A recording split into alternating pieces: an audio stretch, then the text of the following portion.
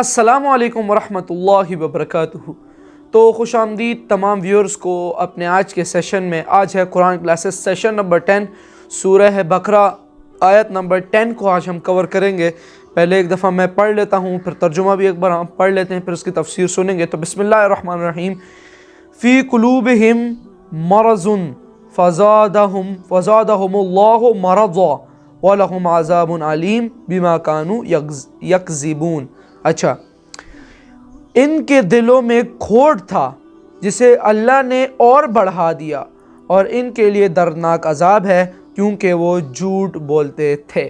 تو یہ تھا اس کا ترجمہ۔ آپ تفسیر سنتے ہیں، پھر آخر میں آپ کو تھوڑا سا اس کے بارے میں خود بھی تھوڑی سی ڈیٹیل آگاہ کروں گا۔ تو بسم اللہ الرحمن الرحیم۔ قلوبہم مرض، ان کے دلوں میں ایک روگ ہے، بیماری ہے۔ یہ روگ اور بیماری کیا ہے؟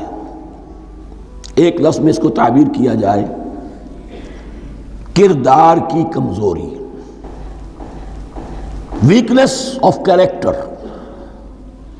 ایک شخص وہ ہوتا ہے کہ جو سمجھتا ہے یہ حق ہے، حق سے باد آباد، اب جو ہو سو ہو۔ ایک حق کو حق پہچان کر رد کر دیتا ہے، وہ کافر ہو گیا۔ ایک حق کو حق پہچان کر آیا تو صحیح، لیکن ویکنس آف کیریکٹر کی وجہ سے قوت ارادی کمزور ہے۔ آخرت بھی چاہتے ہیں، دنیا کو بھی ہاتھ سے دینے کو تیار نہیں۔ یہاں کا بھی کوئی نقصان نہ ہو اور آخرت کا بھی سارا بھلا میں مل جائے۔ یہ وہ لوگ ہیں در حقیقت کہ اس کو کہا روگ۔ فی قلوبہم مرض فزادہم اللہ مرضا، تو اللہ نے ان کے مرض میں اضافہ کر دیا۔ یہ اللہ کی سنت ہے۔ آپ حق پر چلنا چاہیں، حق کا راستہ آپ کے لیے آسان کر دے گا۔ آپ برائی کی طرف جانا چاہیں، بڑی سے بڑی برائی آپ کے لیے ہلکی ہوتی چلی جائے گی، کوئی خاص بات ہی نہیں، چلو یہ بھی کر گزرو، جب یہ کر لیا تو یہ بھی کر گزرو۔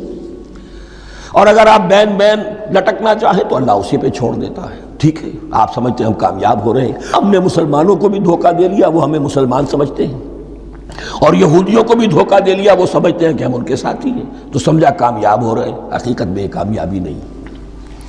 فی قلوبہم مرض فزادہم اللہ مرضا ولہم عذاب علیم بما كانوا یکذبون، اور ان کے لیے تو دردناک عذاب ہے۔ عذاب عظیم کا لفظ آیا تھا اوپر کفار کے لیے، ولہم عذاب عظیم، 7ویں آیت ختم ہوئی، اور عذاب علیم کا لفظ آیا یہاں، ان کے لیے دردناک المناک عذاب ہے، بما كانوا یکذبون، بسبب اس جھوٹ کے جو وہ بول رہے تھے۔ تو خواتین و حضرات، آج ہم نے کور کی آیت نمبر 10 سورہ بقرہ کی۔ اب دیکھیں، اس میں آپ نے ہم نے جب یہ تفسیر سنی اس آیت کی تو اس میں ہماری بہت سی چیزیں پہلے ہی کلیئر ہوں گی۔ ڈاکٹر صاحب نے بہت ہی رحمۃ اللہ علیہ نے بہت ہی اچھے طریقے سے اس کو کلیئر کیا۔ تو دیکھیں، اب جیسا کہ اس کی میں ایک ایگزامپل دیتا ہوں اس آیت کی آپ کو، جیسے ڈاکٹر صاحب نے بھی دی، یہ ایگزامپل میرے ذہن میں بھی آ گئی تھی اس وقت، کہ اگر آپ دیکھیں، آپ ایک برائی کرتے ہیں، آپ ایک گناہ کرتے ہیں، فرض کریں آپ نے جھوٹ بولا ہے، ٹھیک ہے، تو آپ جھوٹ بولتے ہیں، اور پھر آپ دیکھتے ہیں کہ آہستہ آہستہ آپ نے ایک بار جھوٹ بولا، پھر آپ دیکھتے ہیں کہ آہستہ آہستہ آپ کا جھوٹ عام ہو گیا ہے، ہر بات پہ جھوٹ، کوئی کام کیا اس پہ ایک اور جھوٹ بول دیا، والدین سے، امی ابو سے جھوٹ بول دیا، پہلے چھوٹی بات پہ بڑی بڑی باتوں پہ جھوٹ بولنے لگے، اور جھوٹ آپ کے لیے عام ہو گیا۔ تو اسی طرح ان کے دلوں میں کھوٹ تھا جسے اللہ نے اور بڑھا دیا۔ تو اس میں ایک ایگزامپل بھی ہمیں یہ ملتی ہے کہ آپ جب کوئی برائی کرتے ہو تو جب تک آپ اس سے توبہ نہیں کرتے تو وہ اللہ آپ کے اندر اس چیز کو بڑھا دیتا ہے، کہ اب یہ اچھے کام پر ہے تو آپ کے اندر اللہ رب العزت اچھا کام بڑھا دیتے ہیں، برا کام ہے تو برا کام بڑھ جاتا ہے آپ کے اندر۔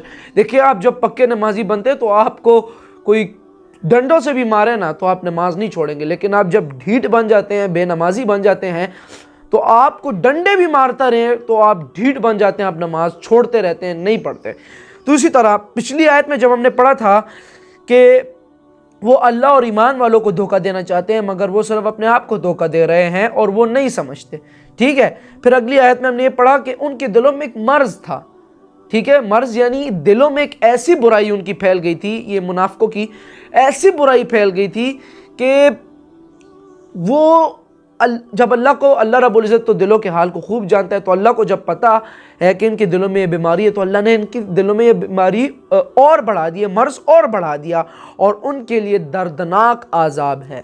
اور پھر اللہ فرماتے ہیں کیونکہ وہ جھوٹ بولتے تھے، جھوٹ بولتے تھے۔ دیکھیں اس آیت سے ایک اور ہمیں سبق بھی یہ ملتا ہے کہ جھوٹ بولنے والے شخص کے لیے بھی بہت دردناک عذاب ہے۔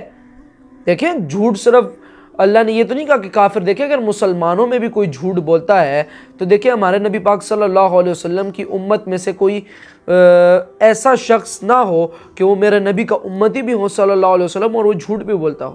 تو ایسا شخص، میں تو کہتا ہوں کہ جو نبی پاک صلی اللہ علیہ وآلہ وسلم کا سچا امتی ہے وہ کبھی بھی جھوٹ نہیں بولے گا، چاہے اس کے اوپر جن چیزوں کے اوپر پابندی نہیں ہے کہ جھوٹ نہیں بول سکتے، مطلب جنگ کے دوران وہ تو الگ بات ہے، لیکن عام باتوں پر جو ہم جھوٹ بولتے ہیں تو میرے خیال سے تو جو نبی پاک صلی اللہ علیہ وسلم کا امتی ہے وہ کبھی بھی جھوٹ نہیں بولے گا۔ تو یہ تھا آج کا سیشن، مجھے پوری امید ہے کہ آپ کو اس میں چیزیں کلیئر ہو گئی ہوں گی، اور بھی اگر آپ کو نہ کلیئر ہو کسی سیشن میں، کوئی تفسیر میں کوئی آپ کو مسئلہ ہو تو لازمی کمنٹ کر دیا کریں تاکہ اس کے اوپر ہم بعد میں گفتگو کر سکیں۔ تو یہ تھا آج کا ہمارا سیشن، ملتا ہوں آپ لوگوں سے انشاءاللہ کل 8 بجے سیشن نمبر 11 میں، تب تک کے لیے اللہ حافظ، وما علینا الا البلاغ المبین، صلی اللہ علیہ وآلہ وسلم۔